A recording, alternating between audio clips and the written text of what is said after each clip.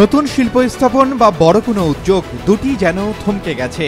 উচ্চ সুধার, দীর্ঘমেয়াদী ডলার সংকট আর বৈশ্বিক বাজারে প্রতিযোগিতার চাপ সব মিলিয়ে হতাশ দেশের উদ্যোক্তারা।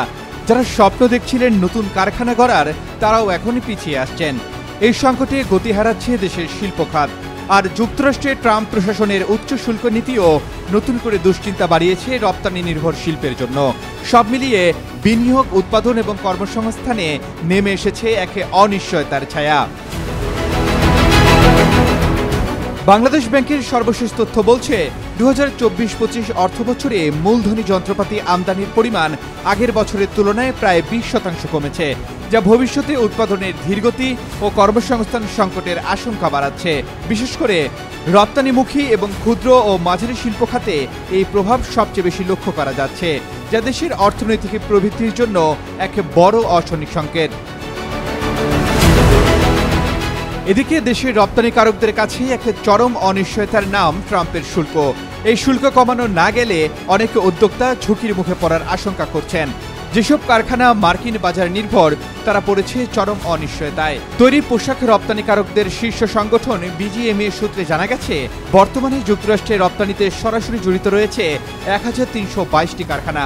এসব প্রতিষ্ঠান মোট উৎপাদনের একটি বড় অংশ যুক্তরাষ্ট্রে রপ্তানি করে। সব মিলিয়ে যুক্তরাষ্ট্রে পোশাক রপ্তানিতে বাংলাদেশের মোট আয় প্রায় $7 বিলিয়ন, যেখানে প্রায় 14 লাখ শ্রমিক প্রত্যক্ষভাবে নিয়োজিত। অন্যদিকে নিট পোশাক খাতের সংগঠন বিকেএমই এর সদস্য কারখানা রয়েছে 850টি, যার মধ্যে 327টি যুক্তরাষ্ট্রের রপ্তানিমুখী। বিজিএমই এর সভাপতি মাহমুদ হাসান খান বাবু বলেন, সময় মতো আলোচনা করতে ব্যর্থ হওয়ায় 2 মাস সময় নষ্ট হয়েছে। এমন গুরুত্বপূর্ণ আলোচনায় ব্যবসায়ীদের সম্পৃক্ত করা উচিত ছিল।